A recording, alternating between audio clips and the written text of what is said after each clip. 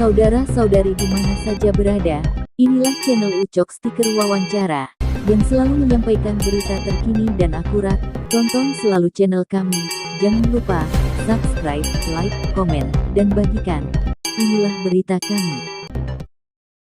Kompol Haji Jumanto SHMH, Wakapolres Tanjung Balai, menyampaikan tausiah subuh di Masjid Ubudiyah Kapias Pulau Buaya, tentang Kantipmas dalam kedisiplinan hidup sehari-hari.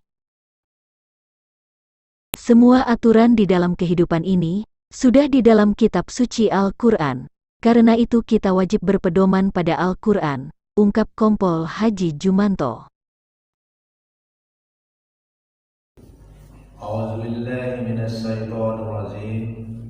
Bismillahirrahmanirrahim. Assalamualaikum warahmatullahi wabarakatuh. Alhamdulillahi rabbil alamin. Wassalatu wassalamu ala asrafil anbiya'i wal mursalin wa ala alihi wa ashabihi ajma'in, amma ba'du. Puja dan puji syukur tersampaikan kepada Allah Subhanahu wa taala atas nikmat, rahmat, taufik wal hidayahnya. Pagi hari ini kita masih bisa dibangunkan kembali untuk melaksanakan sholat subuh tepat waktu berjamaah di masjid. Insya Allah kita menjadi umat Muhammad yang bertakwa, selalu bertakwa dan selalu menyebut kalimat la ilaha illallah Muhammad Rasulullah.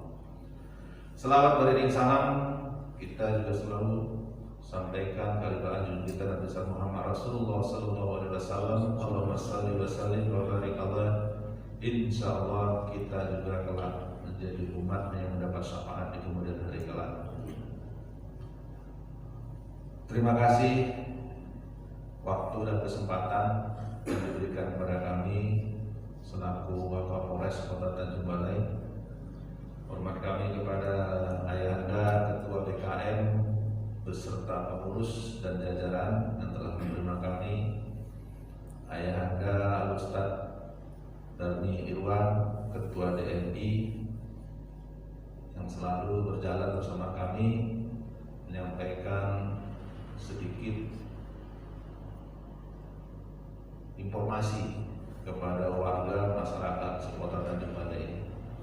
Hormat kami juga kepada Ustaz Ketua Ayahanda Dr. Andes Arya Bakti selaku Wakil Ketua DPR Kota Tanjung Balai. Alhamdulillah bisa berhadir walaupun kami selalu kadang-kadang kontak janji nanti ketemu, tapi hari ini langkah kami ketemu di sini. Alhamdulillah, terima kasih Ayahanda.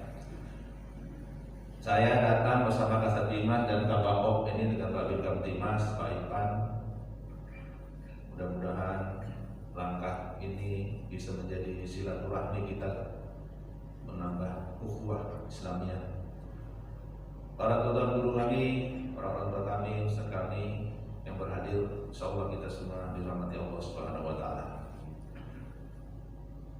Kami akan menyampaikan beberapa informasi tentu yang ada kaitannya dengan tugas pokok selaku anggota Kepolisian Negara Republik Indonesia yang dikasih amanah dan kewenangan oleh negara untuk memelihara keamanan, ketertiban masyarakat dan penegakan hukum. Tapi kami selalu menyampaikan bagaimana memelihara keamanan, ketertiban masyarakat. Bicara aman, bicara tertib tidak mungkin bisa hanya dikerjakan oleh petugas keamanan itu sendiri. Tentu kita semua bisa melaksanakan, tentu kita semua bisa menjadi contoh. Itulah wujud kerjasama yang harus dikerjakan antara kepolisian maupun masyarakat. Bicara aman dan tertib, umat Muhammad udah number one, udah nomor satu yang paling tertib, karena kita diajarkan yang melaksanakan sholat ini kan adalah untuk tertib. Agama untuk mengarahkan manusia hidup tertib. Orang belajar agama untuk belajar tertib. Nah, kita alhamdulillah selaku umat Muhammad yang punya undang-undang yang teramat dasar yang langsung diturunkan oleh Allah Subhanahu wa taala, yaitu Al-Qur'anul Karim. Di sana diatur dalam Al-Qur'an bagaimana manusia itu hidup tertib. Dari mulai kita diperintahkan dalam Al-Qur'an sholat, diperintahkan untuk saling hormat menghormati, diperintahkan untuk bekerja sama. Nah, kami selaku anggota kepolisian menerima amanah untuk menegakkan undang-undang negara. Undang-undang apa saja itu?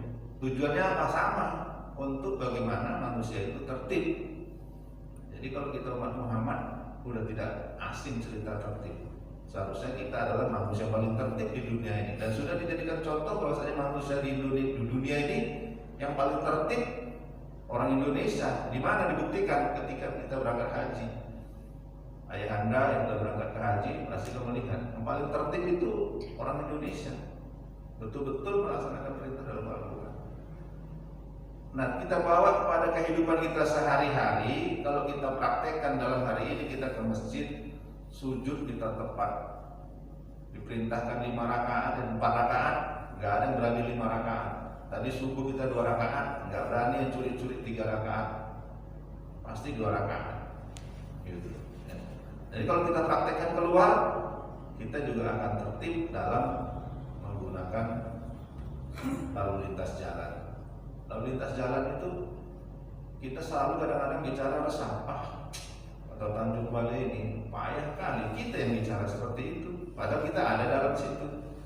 Bagaimana kita lakukan? Kita mulailah diri kita sendiri supaya kita tertib. Oh ya, besok kalau aku naik kereta, berarti aku harus elok-elok pula ya. Jalan lajurnya sebelah kiri, jangan pula aku masuk ke kanan. Oh, ndak belok ke kiri, aku pasang lampu kiri. Jangan ndak belok ke kanan, pasang lampu kiri. Nah, ini kadang-kadang kan kita mulai dari diri kita sendiri supaya bisa tertib. Kenapa? Kita tanpa disadari, kita sendiri yang cerita, kita sendiri yang alami, kita sendiri yang melaksanakan, kita sendiri yang melanggar. Nah, inilah kami ajak kita semua, ya Anda orang tuaku, untuk kita sampaikan kepada keluarga kita, bagaimana kita tertib mulai dari diri sendiri. Kita bisa saling membantu. Tidak usah kita tunggu orang lain. Itu kemarin tak tertib dia. Aku mau belok, dia terus saya. Aku udah pasang lampu kiri, pun diterobosnya saja. Besok kita jangan lakukan itu. Gitu. Kita semua bisa cerita, kita bisa menyampaikan itu, tapi kita tidak mau memulainya. Jadi kita mulai dari diri kita sendiri, melaksanakan ketertiban itu. Kemudian apa resahnya lagi yang hari ini kita cerita? Semua juga orang menyampaikan, sama Pak Wakil Ketua pun sering juga orang menyampaikan wakil rakyat. Pak, aduh di sana kampung narkoba. Semua orang resah dengan narkoba. Yuk kita tertib juga. Kami nggak punya kewenangan, Pak. Tolong juga kalau kita semua yang melihat, yang mendengar, yang menyaksikan, nggak usah takut-takut melaporkannya. Ada Pak Babin, sampaikan ke Pak Babin. Nanti aku takut Pak ditandai pula, aku nanti dipukulnya. Nah, itulah kita yang masih belum peduli, tapi kita resah atas perbuatan itu. Nah, yuk kita beranikan, kamu sudah hadir kemari, coba sampaikan. Tak usah para terang-terangan pun bisa. Datang Pak, di sana itu kalau jam sekian, di situ sering anak-anak itu ngumpul Pak, ada yang lain, ada yang ini. Nah, informasi, ya, sampaikan. Oh nanti sampaikan, gini Pak, nanti saya dikasih tahu. Insya Allah, karena hukum melindungi kepada saksi. Ada namanya saksi, ada saksi yang dilindungi, tidak pada dikasih tahu. Ya, kalau kami buka semua saksi itu orang nggak mau informasi. Kita bisa mengungkap kejahatan itu kan karena ada saksi. Ada yang saksi perlu dihadirkan, ada saksi yang perlu disembunyikan. Kalau nanti bisa membahayakan kepada diri saksi itu pasti kita lindungi. Cuman kadang-kadang kerjasama untuk keberanian itulah yang masih kurang peduli. Tapi kita merasakan kita tidak nyaman. Narkoba tidak akan bisa selesai. Narkoba tidak akan bisa hilang kalau tidak kita sama-sama. Kalau kita kembali kepada Al-Quran, ya, Dalam Al-Quran sudah disampaikan, jangan minum khamar. Kalau dulu dalam Al-Quran namanya khamar, yang memabuk-mabukkan itu. Sekarang ada ekstasi, ada ganja, ada sabu. Karena memang dari sabu itu orang hari ini banyak yang gila. Termasuk saya nggak malu-malu, kami punya anggota 300 orang. Ada 3 orang, 4 orang itu, dan bahkan 10 orang udah kita tahan. Hukumannya lebih berat. Kalau tahanan-tahanan lain itu mungkin bisa besar keluarganya, tapi kalau anggota kami itu 10 orang itu tidak bisa ditengok sama keluarganya. Kenapa? Ya saya supaya lebih sanksinya lebih berat. Keluarganya kadang kalau saya nangis, Pak masa saya nggak bisa. Karena suami itu adalah polisi yang seharusnya melindungi malah melakukan pelanggaran. Lebih berat sanksinya. Bahkan sudah kita pecat sudah. Tapi apakah itu selesai? Tidak, kalau tidak kembali kepada tadi Al-Quran, tidak kembali kepada iman, maka kembalilah anak-anak kita, yuk kita ajak ke masjid ini untuk kembali kepada jalannya Allah. Kemudian apa yang diresahkan hari ini? Orang bicara medsos, media sosial itu orang juga bicara, apa yang sekarang ada berita tak benar, ada berita. Maka bijaksanalah menggunakan media sosial. Orang sekarang, anak-anak sekarang Pak, nggak ada yang mau belajar. Kenapa? Apa yang aku belajar? Nanti kalau nggak tahu aku buka Google, tanya Pak Google, ternyata tahu dia, tahu. Tapi itu bahaya, membuat otak ini malas, nggak berpikir, nggak bekerja. Kalau dulu kita sekolah, kan kita kalau lihat kita ngapal, alhamdulillah ngapal berulang kali. Sekarang tidak jarang ayah anda, orang tua sekalian, tidak jarang, dan saya selalu menemukan di lapangan di kota Tanjung Balai, anak SD, SMP, sampai SMA. Kalau surat Al-Fatihah itu masih ada yang nggak hafal. Rukun Islam apalagi tak tahu dia. Nah, gampang sekarang bukanya. Berarti mau dipegang bukanya, HP ngapain kau buka? Bertanya dia dengan. Memang benar lengkap, surat Al-Fatihah ada di Google dibuka. Tapi otaknya nggak bekerja, tidak pernah menyimpan memori sini untuk kebaikan. Apalagi mempraktekkan kebaikan itu. Tidak. Nah, ini siapa yang bisa ngajarin? Kita. Gara-gara medsos sekarang banyak yang lapor ke kita, kena tipu. Selamat ya mendapat hadiah berprice dari Alfamart 25 juta. Nah, sekarang berangkat ke ATM, gigi dipicitnya. Padahal bukan menerima uang, malah dia mentransfer uang, dibimbing dari sana. Katanya di hipnotis. Tidak ada hipnotis.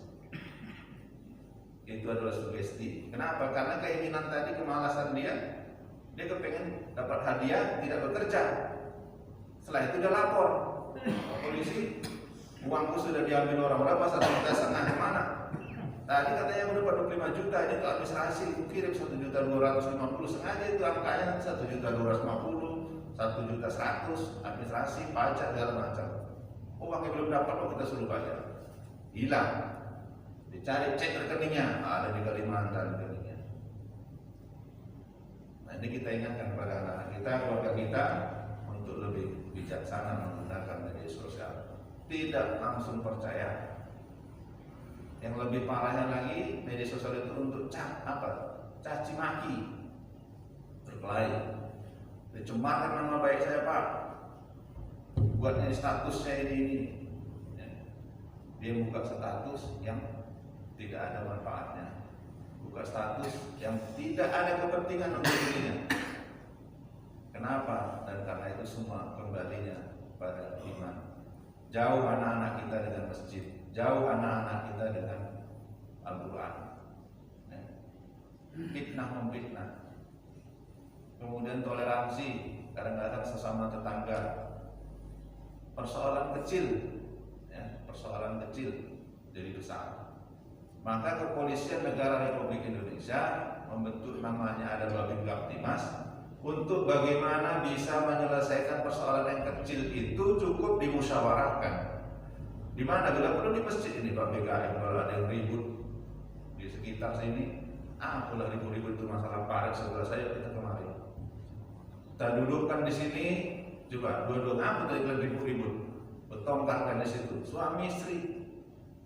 Kadang-kadang suami istri sekarang udah dibilang canggih atau udah zaman atau tidak ada lagi. Kenapa? Ditopuknya gue pak, ditamparnya gue, kenapa? Dibuka-bukanya HP gue, padahal suami istri. Ada apa HP dia? Kok nggak boleh dilihat suami? HP suami nggak boleh sama istri. Berarti tidak ada kejujuran hati di situ. Padahal mereka satu keluarga. Berantem, ditamparnya gue pak, dibuka-buka. Suamiku HP-nya. Aku tak sengaja pak, aku tengok-tengok ini kok ada foto cewek. Akan suaminya langsung main logo dia. Nah, persoalan ini kalau bisa diselesaikan saja di rumah tangga atau sama RT RW atau bawa ke masjid inilah. Nah, dua-dua suruh datang, ambil wudhu dulu kan dua-dua, ambil wudhu. Habis itu suruh sholat tahiyatul masjid, baru kita ceritakan ada apa masalah. Kalau dibawa ke polisi, kau menjorik dia itu, apa kau? Ini mentang-mentang kau kenal sama Pak Ipan, kau harus ngadu-ngadu ya, bikinmu. Panjang cerita, fitnah. Kalau dia melapor lambat kita manggilnya karena banyak pekerjaan, nah itulah polisi itu. Kalau awak melapor, tak kasih baru lama di prosesnya. Nah, seperti itulah yang terjadi. Fitnah di mana-mana. Tidak percaya dengan dirinya sendiri, tidak percaya dengan keluarganya. Tetangga pun begitu. Nah, inilah yang kami datang. Yuk kita selesaikanlah itu. Alhamdulillah, mudah-mudahan melalui Pak BKN panggil Babin, paling tidak Babin lah. Babin datang selesaikan. Salaman, itulah hukum yang tertinggi. Ketika orang bersalaman, berjabat tangan, itu hukum tertinggi. Hatinya bersih. Pengadilan ketok palu, belum tentu dia hatinya tenang. Pulang berantem juga lagi. Ya. Nah makanya kepolisian negara Republik Indonesia itu memelihara keamanan dan ketertiban masyarakat dan penegakan hukum itu terakhir. Hukum sampai ke pengadilan itu jalan terakhir itu. Kalau udah tak bisa lagi, nah serahkan ke sana. Ya. Seperti itu harapan kami. Penegakan hukum itu nomor sekian. Mudah-mudahan hari ini kita juga mesti terhindar dari yang namanya wabah. Mohon maaf kenapa saya juga tetap pakai masker. Karena ini kan bukan cuma kita saja, hampir di seluruh dunia. Bahkan kita sendiri tahu kiblat kita di Masjidil Haram sana, di sana pun begitu. Jaga jarak tertib, kita ikhtiar, bukan kita takut, tapi kita ikhtiar usaha supaya kita jangan konyol. Itulah maka kami bagi masker ini, mudah-mudahan kita bisa tertib dalam segala hal. Bagaimana cara tertib? Kita mulai dari diri kita sendiri. Kita mulailah setiap hari kita sama-sama yuk sholat tepat waktu berjamaah di masjid. Kalau kita sudah bisa melaksanakan itu tiap hari tertib tepat waktu berjamaah di masjid, pasti kehidupan kita sehari-hari akan tertib. Kita punya anak 2 orang laki-laki, yang satu sholatnya bagus, disiplin dalam agama, pasti di luar pun dia akan tertib, tidak sulit mengawasinya. Kalau yang tak pernah sholat, pasti dia juga di luar tidak jelas, hidupnya tidak tenang. Ini yang saya sampaikan para jemaah rahimakumullah. Mohon maaf atas segala ucapan kalimat mungkin kurang tepat. Saya mohon dimaafkan, pada Allah saya mohon ampun. Billahi taufiq wal hidayah. Wassalamualaikum warahmatullahi wabarakatuh. Terima kasih telah menonton berita kami. Tonton berita kami selanjutnya di channel Ucok Stiker Wawancara. Tapi jangan lupa, subscribe, like, komen, dan bagikan. Semoga penonton selalu sehat dan sukses dalam beraktivitas.